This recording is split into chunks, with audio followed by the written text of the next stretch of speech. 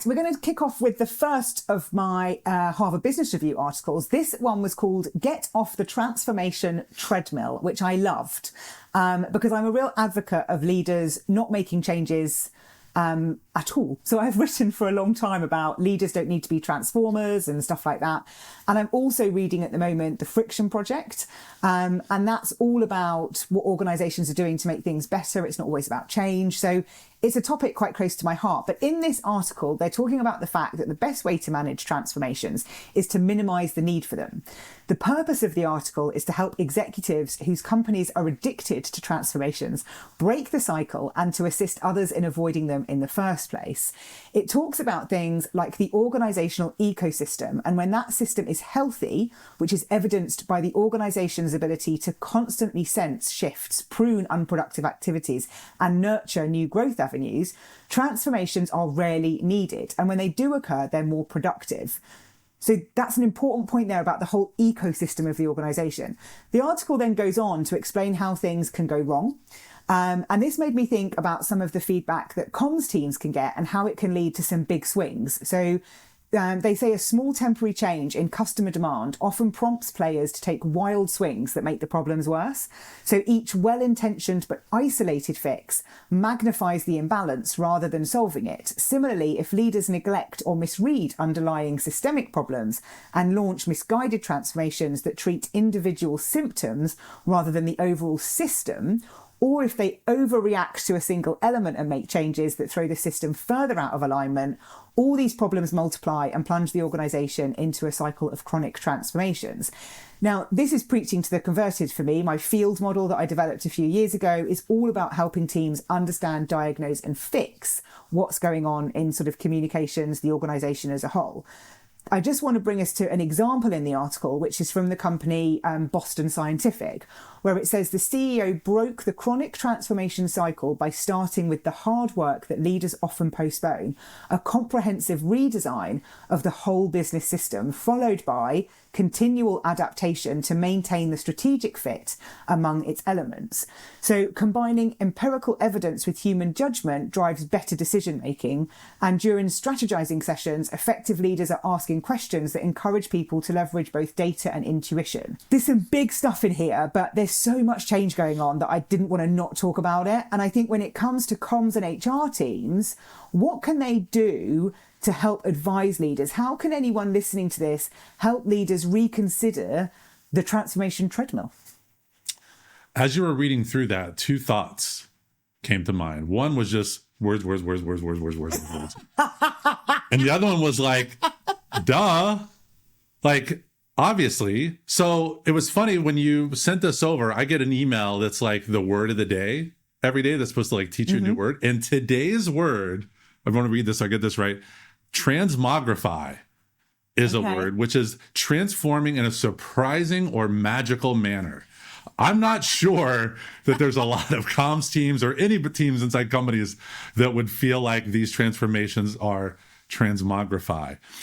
But what I liked about this article, it began with talking about the onion, where it uses this subject line, CEO unveils bold new plan to undo damage from last year's bold new plan. And that is where the onion just speaks truth to life so often every single day. But reading through it, I will say this felt like a bit of a puff piece about Boston Scientific. Yeah, wow.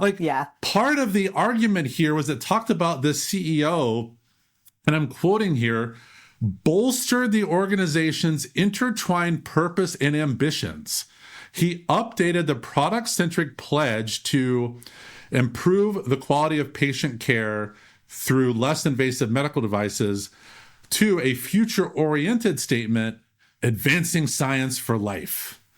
I'm like, advancing science for life is somehow better than improving the quality of patient care through less invasive medical devices. I feel like if I'm an employee, I understand, okay, we're here to improve the quality of patient care through less invasive medical devices. Okay, that's my focus. Advancing science for life, like this is it? So I don't know. Leaders are going to be leaders. They're going to have to put their fingerprints on it. And some are sit back and let it happen. Others are, nope, I'm going to introduce a bold new plan to undo damage from last year's bold new plan. And so often of this, I feel like, are we just, do companies truly need to slow down in order to speed up? Like, do we need to actually pause a bit in order to build some acceleration? And often so many of these things, when it talked about in the article about transformation, I wondered, like, is that really just evolution? Is this just companies evolving over time instead of it having this weird transformation label, which I will say, I've never liked that word. No, I'm with you. And I know some companies have got rid of using transformation. I want to come back to transmogrify because I want to know if we could be transmogrific. I think so. Okay. I liked it. I was like, I feel like I could use this in a sentence. I think the bit I liked about the article. You know what? Drop that at some point and ask if anybody asks you what that even means. Oh, it's really transmogrific today. What I liked about the article was think about your organization from an ecosystem perspective and how you're measuring the success of that, because that plays into my what are we really trying to measure when it comes to engagement. So that's kind of seeded something for me. Addressing the symptoms, addressing the root cause, not the symptoms. But the piece I also liked was, and it was a bit of a Boston Scientific puff piece, I will give you that, but it's doing the hard work from the leadership team to look at the whole business system rather than looking at each individual function and how you can save some costs, right? That's what sometimes leads to the transformation.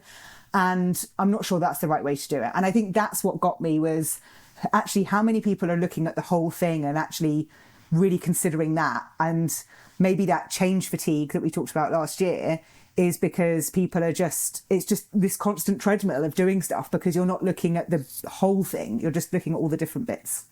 I agree that there's a lot of employees probably feel like they're on this treadmill. Like you're just keep working and not going anywhere. I think that analogy works well. I think that's the only part of the article that I liked.